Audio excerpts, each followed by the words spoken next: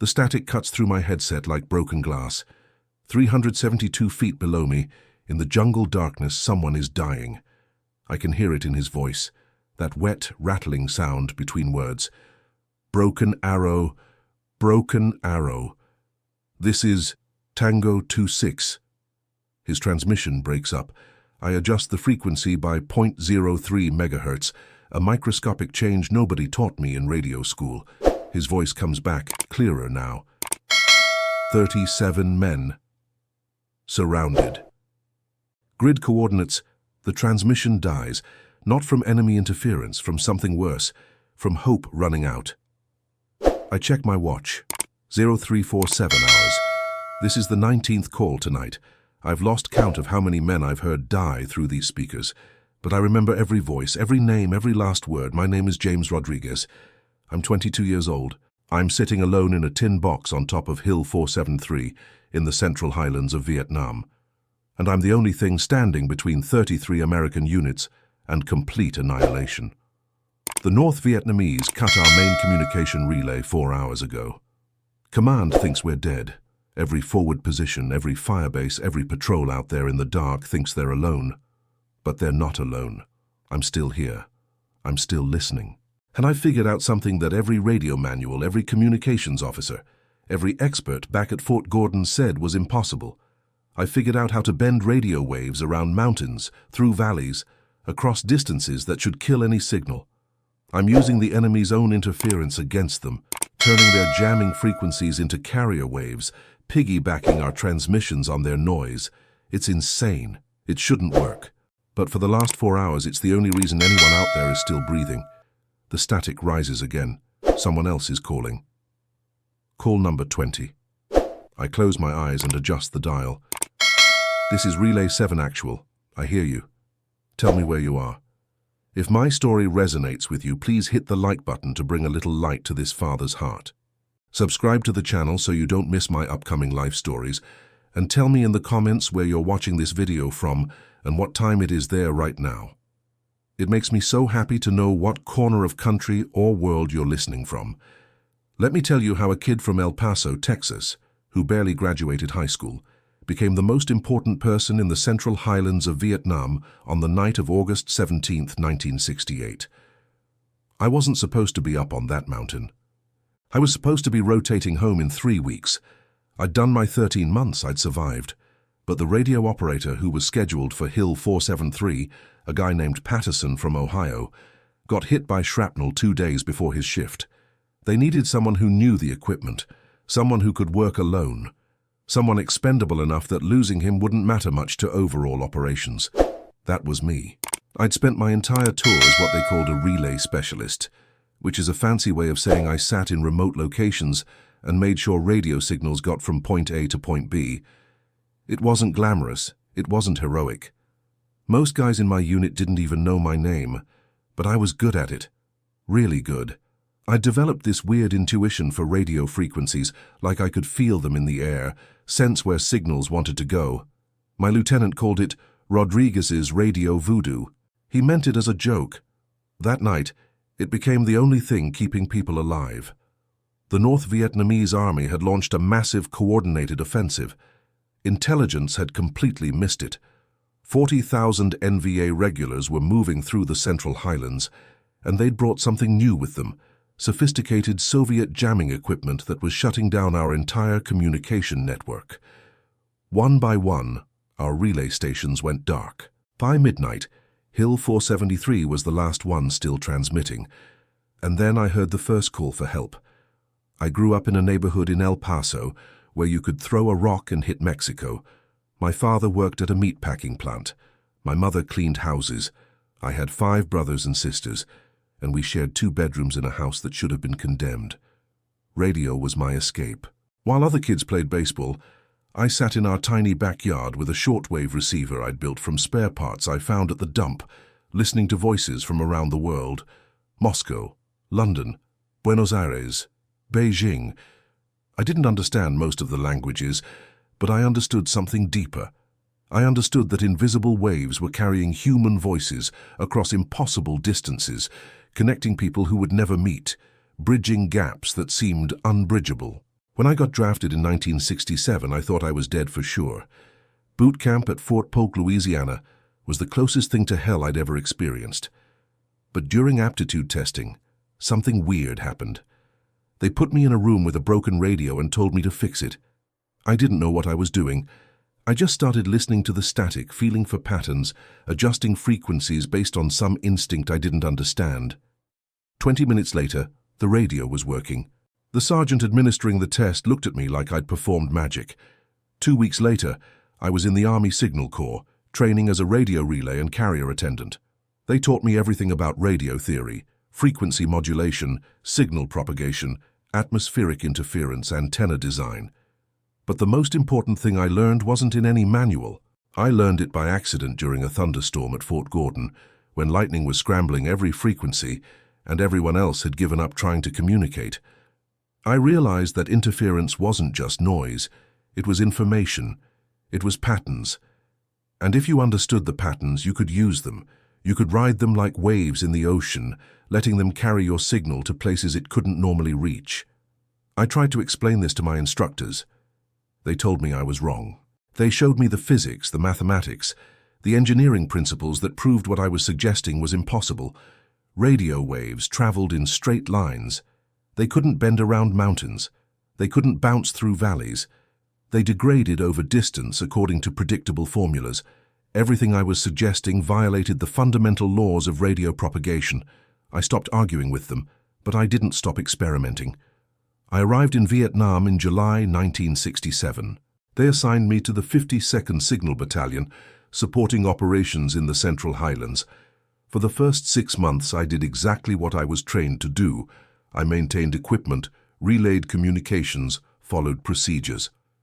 But at night, when things were quiet, I started playing with the frequencies. The Central Highlands were a radio nightmare. Mountains everywhere, valleys full of dense jungle, atmospheric conditions that changed hourly. Standard radio doctrine said you needed high-powered transmitters and perfectly positioned relay stations to communicate over any significant distance. But I started noticing something strange. Sometimes, late at night, I could hear transmissions from units that should have been far beyond our range. I realized the mountains themselves were acting like reflectors, bouncing signals in unexpected ways. The valleys were acting like channels, focusing radio waves and carrying them farther than they should travel. And the enemy's jamming equipment, which was supposed to block our communications, was actually creating new pathways, new frequencies I could exploit. I started mapping it all in a notebook. Which frequencies worked best at different times of day, which mountain faces reflected signals most effectively, how to use the enemy's jamming patterns to my advantage, which tiny frequency adjustments could turn a dead transmission into a crystal-clear signal. My buddies thought I was crazy, sitting there with my headphones on, making notes about invisible waves in the air. But then, one night in March 1968, during the tail end of the Tet Offensive, a company got separated from their battalion. They were surrounded, taking casualties, and their standard frequencies were completely jammed. I was manning a relay station near Pleiku when I heard fragments of their distress call breaking through the static. Everyone else had written them off as lost. I spent 6 hours adjusting frequencies, microscopically, feeling for the patterns in the noise. Finally, I found a narrow channel, a frequency the enemy hadn't thought to jam because it was theoretically too weak to carry anything useful. I got through. I relayed their coordinates to an artillery unit. An hour later, gunships arrived and pulled them out. 73 men lived because I refused to believe what the manuals said was impossible. After that, word started spreading. Units started requesting me specifically for relay operations.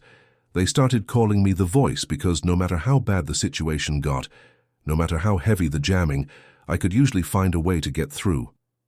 My superiors didn't really understand what I was doing. They just knew it worked. They started sending me to the most remote, most difficult relay positions. Places where normal radio procedure didn't work. Places where I could experiment without supervision. Hill 473 was the most isolated position in our entire sector. A single relay station perched on top of a mountain that overlooked 3 major valleys. The equipment up there was older, more temperamental, less powerful than what we had at major bases. But it had something the bigger stations didn't have. It had perfect positioning to exploit the geography. I could use the surrounding mountains as reflectors. I could channel signals through the valleys. I could work frequencies that the enemy didn't even know existed. When they sent me up there on August 15, 1968, it was supposed to be a routine 48-hour shift, 2 days of solitary relay work, then back down to base. The small team that normally manned the position had been reduced to just one operator because intelligence said the area was quiet. The NVA hadn't been active in that sector for weeks. It was considered a safe, boring assignment. I hiked up that mountain with 60 pounds of supplies, my personal radio kit, and my notebook full of frequency maps. The position itself was just a reinforced bunker with a generator, a water supply, and racks of radio equipment. Sandbags stacked 8 feet high. A single cot, a hot plate for heating rations, and windows cut into the sandbags facing every direction so I could see anyone approaching. I settled in that first afternoon, ran diagnostics on all the equipment, updated my frequency logs. Everything was quiet, normal. I made a few routine relays, helped a couple of patrols with navigation checks, monitored the usual chatter. By midnight, I was thinking this would be the easiest assignment of my tour. Then, at 02:07 hours on August 17th, everything changed. The first indication something was wrong came through on the battalion command frequency. A firebase 20 miles south, Firebase Sabre, reported movement. Lots of movement. Then their transmission cut off mid-sentence. Not gradually, not with warning, just gone like someone had thrown a switch. I immediately started scanning frequencies, trying to re-establish contact. Nothing. Just dead air and static. Then Firebase Omega reported contact. Heavy contact. Their transmission lasted maybe 10 seconds before it also went dark. Then Firebase Delta, then Firebase Thunder. One by one, like lights going out in a house, every major position in the Central Highlands lost communication. I realized what was happening. This wasn't random equipment failure, this was coordinated, this was sophisticated. The NVA had brought in serious jamming equipment, and they were using it to blind us before launching a major offensive. Within 30 minutes, every standard military frequency was overwhelmed with interference. The command network was completely dead. The tactical network was completely dead. The emergency network was completely dead. Down at headquarters, they would be scrambling, trying to figure out what was happening, trying to get communications re-established. But it would take them hours to respond, maybe longer. Meanwhile, every unit out in the field, every firebase, every patrol, every forward position, was suddenly alone in the dark, with no way to call for help, no way to report enemy contact, no way to coordinate. They were isolated, vulnerable, exactly what the enemy wanted. I sat in my bunker on Hill 473 listening to the static, and I realized something terrifying. Because of my position on top of this mountain, because of the specific equipment I had, because of the frequency tricks I'd learned, I might be the only person in the entire Central Highlands who could still communicate. The enemy's jamming was sophisticated, but it was also predictable. It was following standard Soviet doctrine, blocking the frequencies they knew we used. They weren't blocking the weird, unconventional frequencies I'd been experimenting with. They weren't accounting for the geographic tricks I'd learned. They'd created a communications blackout, but they'd left tiny cracks in it, frequencies so narrow, so unexpected, that nobody thought to use them, nobody except me. The first call came through at 03:23 hours. Anyone, dude, this is Charlie 17. We are under attack. Need immediate. Coordinates. The signal was so weak, so buried in static, that most operators wouldn't even have recognized it as human speech. But I'd spent 18 months listening to these frequencies, training my ear to hear patterns in noise. I grabbed the dial, made a microscopic adjustment, 0.02 megahertz, and the voice sharpened. This is Relay 7 Actual, Charlie 17. I read you weak but clear, send your traffic. The pause that followed was pure disbelief. Relay 7? Holy shit, we thought everyone was dead. We've been calling for 30 minutes. Captain Michael Wade. Charlie Company, 1st Battalion, 8th Infantry. 31 men pinned down in a valley 6 miles northeast of my position. They'd walked into an ambush. They had wounded. They were almost out of ammunition. and until 30 seconds ago, they thought they were going to die alone. I got their coordinates, I plotted them on my map. Then I did something that, according to every military communications protocol, I had absolutely no authorization to do. I changed frequencies, found another narrow channel, and I called the artillery battery at Firebase Bravo. Except Firebase Bravo's command frequency was jammed, so I tried the frequency they used for maintenance checks. That worked. Firebase Bravo, this is Relay 7 actual on an unsecure channel. I have fire mission emergency traffic. The artillery sergeant who answered thought I was crazy at first. He wanted authorization codes. He wanted confirmation from command. He wanted me to switch to the proper frequency. I told him there were no proper frequencies. I told him I had 31 men who would be dead in an hour without fire support. I told him if he didn't take my coordinates right now, he could explain to their families why he chose procedure over lives. He took the coordinates. 20 minutes later, 105mm shells were falling on grid coordinates I'd relayed from Charlie Company. The enemy broke contact. Captain Wade called back, his voice cracking with emotion. "Relay 7, you saved our lives. How did you even hear us? How did you get through?" I told him I'd explain later, but I didn't have time to celebrate because at 0349 hours, the second call came through. For the next 8 hours, I became a ghost in the machine, a voice in the darkness that appeared when you needed it most and vanished just as quickly. Call after call after call, each one a desperate unit that thought they were alone, each one amazed that anyone was still listening. I developed a rhythm. Listen across dozens of frequencies simultaneously. Hear a fragment of a transmission. Lock onto it. Adjust the frequency microscopically until the signal clarified. Identify the unit. Get their situation. Switch frequencies.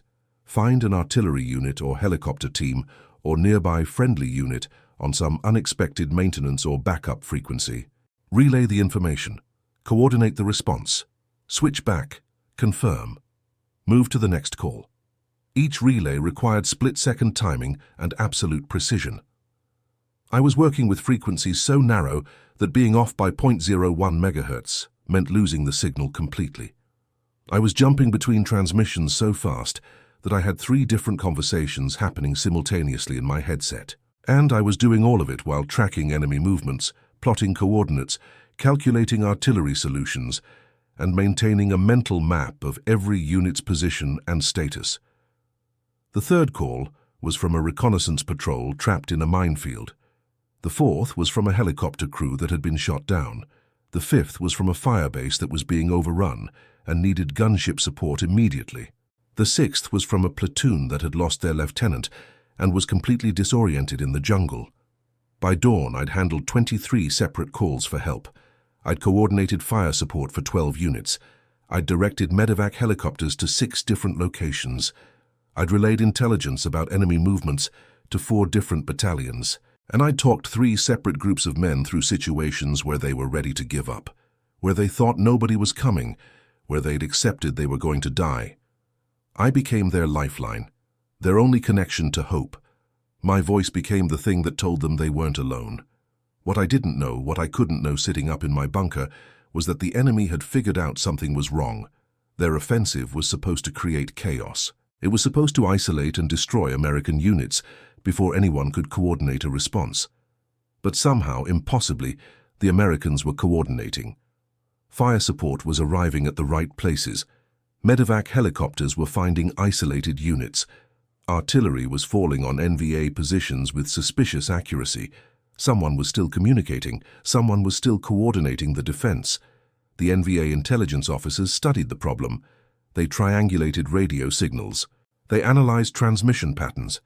And they realized all the communications were being relayed through a single point, a relay station on top of Hill 473. They sent a platoon to destroy it. I saw them coming at 14:23 hours, 40 men moving up the mountain through the jungle, heading directly toward my position. I was in the middle of relaying coordinates for a fire mission when I spotted them through my binoculars. I had maybe 20 minutes before they reached me. I could have run, should have run. The protocol for my position was clear. If the station was about to be overrun, destroy the equipment and evacuate. There was an escape route down the back of the mountain. I could have been halfway down before they reached the top. But I looked at my radio, at the frequency dial still glowing, at the headset where even now I could hear another distress call starting to break through the static. Call number 24. I made a decision that probably should have gotten me court-martialed. I decided to stay. I grabbed my rifle, an M16 that I'd fired maybe a dozen times on ranges back in training, and I started reinforcing my position. Sandbags stacked higher, grenades within easy reach, spare magazines laid out, and I kept the radio on. I kept listening, because somewhere out there in the jungle, someone else needed help, and I was the only one who could hear them. The NVA hit my position at 14:47 hours. They didn't use any sophisticated tactics. They just started shooting at the bunker from 3 sides, trying to suppress me while they maneuvered closer. I fired back, mostly to let them know I wasn't surrendering. I'm not going to lie and say I was some action hero. I was terrified. My hands were shaking so badly I could barely load magazines. But between exchanging fire with an enemy platoon, I was still working the radio. It was insane. It was impossible. But it was also necessary. At 15:03 hours, while bullets were punching through the sandbags around me, I took a call from a company that was about to be flanked by enemy armor. I relayed their coordinates to an Air Force forward air controller. At 15:18 hours, while I was throwing grenades at NVA soldiers who'd gotten within 30 meters of my position, I guided a medevac helicopter to a landing zone where 8 wounded men were bleeding out. At 15:34 hours, while I was down to my last magazine and seriously contemplating how much dying was going to hurt, I heard a beautiful sound. Helicopter rotors. Not one helicopter, 6 of them, gunships. Someone had finally figured out that Hill 473 needed help. Later, I learned what happened. Captain Wade, the first guy I'd helped that morning, had been coordinating with other units I'd assisted. They'd all realized their communications were being relayed through the same source. They'd all realized that source was now under attack, so they'd essentially launched an unauthorized rescue mission, pulling together every available helicopter and telling them to converge on Hill 473 immediately. The gunships tore into the NVA platoon. It wasn't even a fight. It was annihilation. Within 5 minutes, the enemy soldiers were either dead or running back down the mountain. I sat in my bunker, ears ringing, hands still shaking, and I went back to work. Because the calls hadn't stopped. At 16:12 hours, call number 25 came through, then 26, then 27. By nightfall, I'd been awake for 37 hours straight. I'd handled 33 separate calls for help. I'd coordinated support for units across a 100-square-mile area. I'd kept men alive who should have died, and I'd done it using radio techniques that every expert said were impossible. The NVA offensive continued for 3 more days, but it never achieved its objectives.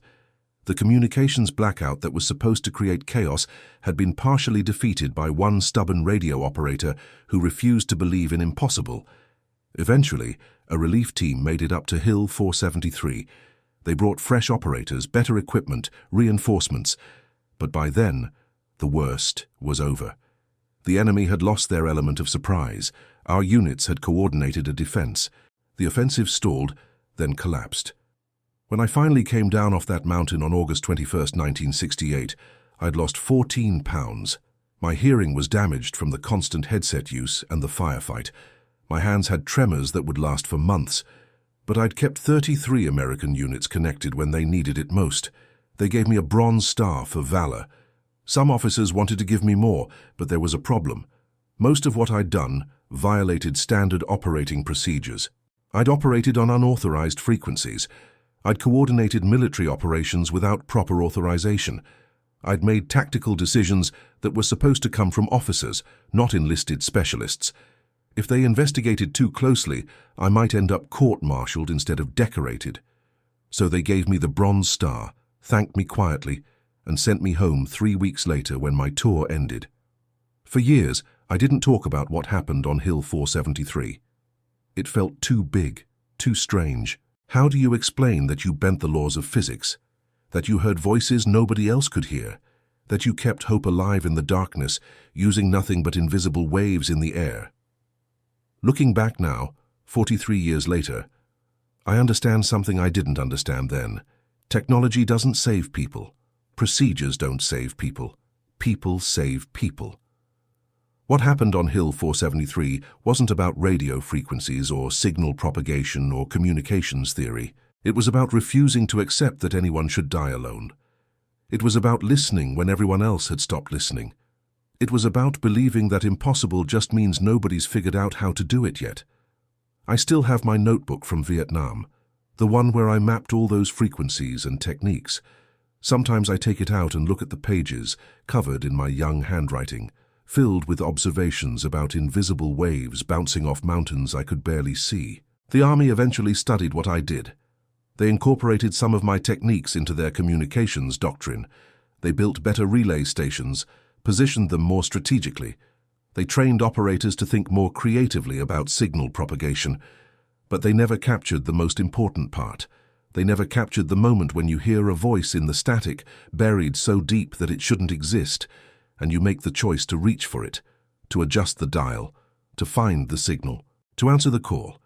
I learned something on Hill 473 that shaped the rest of my life. I learned that the world is full of people calling for help in frequencies we can't normally hear. People who think they're alone. People who think nobody's listening. People who've given up hope that anyone will answer. But they're not alone. Someone is always listening. You just have to train yourself to hear the right frequencies. You just have to believe that connection is possible, even when it seems impossible. I spent one night on a mountain in Vietnam keeping 33 units alive. I've spent the last 43 years trying to keep that same spirit alive, the belief that no one should ever feel unheard, that every call for help deserves an answer, and that sometimes the most important thing you can do is simply be the voice that says, "I hear you. I'm here. You're not alone."